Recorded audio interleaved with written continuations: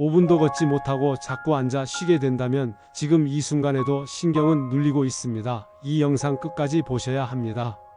안녕하세요. 저는 서울에 있는 한 대학교에서 노인 건강을 연구하며 32년 동안 강단에 섰던 이상훈 교수입니다. 병을 진단하거나 처방하는 사람이 아니라 현재는 수많은 노화 연구와 실제 중노년 사례를 분석해 온 연구자입니다. 오늘 이 영상을 클릭하신 이유 아마 비슷할 겁니다. 조금만 걸어도 다리가 저리고 마트 한 바퀴만 돌아도 힘들고 외출할 때마다 의자를 먼저 찾게 되는 몸. 그런데 이상하죠? 허리를 조금 구부리거나 잠깐 앉으면 거짓말처럼 괜찮아집니다. 그래서 이렇게 생각합니다. 나이 들어서 그렇겠지? 체력이 약해진 거겠지? 하지만 지금 이 순간에도 그 판단이 여러분의 남은 삶을 갉아먹고 있을 수 있습니다. 연구 결과를 보면 이 증상을 단순 노화로 넘긴 사람들 중 상당수가 몇 년 안에 보행장애를 겪습니다.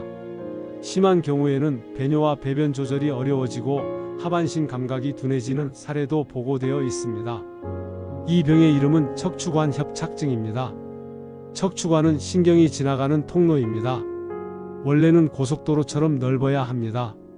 그런데 나이가 들면서 뼈와 인대가 두꺼워지고 관절이 굳어지면서 이 통로가 점점 좁아집니다. 차가 막히면 사고가 나듯 신경이 눌리면 통증과 저림이 시작됩니다. 이 병이 무서운 이유는 따로 있습니다. 아플 때 쉬면 괜찮아진다는 점입니다. 그래서 대부분 참습니다. 버틸 수 있으니까요. 하지만 연구자 입장에서 분명히 말씀드리면 이 병은 참을수록 조용히 악화됩니다. 특히 50대 이후 여성에게 많이 나타납니다. 의학계에서는 폐경 이후 호르몬 변화로 인해 뼈와 관절의 퇴행 속도가 빨라지기 때문이라고 설명합니다. 실제로 통계에서도 여성 환자가 남성보다 훨씬 많습니다. 많은 분들이 허리 디스크와 헷갈려 합니다. 하지만 둘은 완전히 다릅니다. 허리 디스크는 허리를 굽히면 더 아프고 갑자기 통증이 심해지는 경우가 많습니다. 반면 척추관 협착증은 허리를 펼 때 더 아프고 허리를 굽히면 편해집니다. 이 차이를 모르면 관리 방향이 완전히 어긋납니다. 문제는 여기서 끝이 아닙니다. 걷는 거리가 점점 줄어드는 것은 단순 불편이 아니라 신경 손상이 진행되고 있다는 신호입니다. 연구 보고에 따르면 이 신호를 무시한 경우 회복까지 걸리는 시간이 훨씬 길어집니다. 하지만 희망은 분명히 있습니다. 이 병은 초기에 발견하면 수술 없이도 충분히 관리할 수 있습니다. 첫째, 허리를 과하게 펴는 동작을 줄이셔야 합니다. 윗몸 일으키기, 무거운 중량 운동, 급경사의 하산은 척추관을 더 좁게 만듭니다. 운동을 포기하라는 말이 아닙니다. 평지에서의 바른 보행, 가벼운 코어 안정 운동은 오히려 도움이 될 수 있습니다. 둘째, 통증을 참고 버티는 습관을 버리셔야 합니다.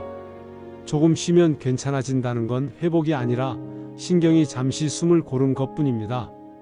연구에 따르면 이 시기에 관리한 사람과 방치한 사람의 삶의 질 차이는 매우 큽니다. 셋째, 몸의 신호를 정확히 구분해야 합니다.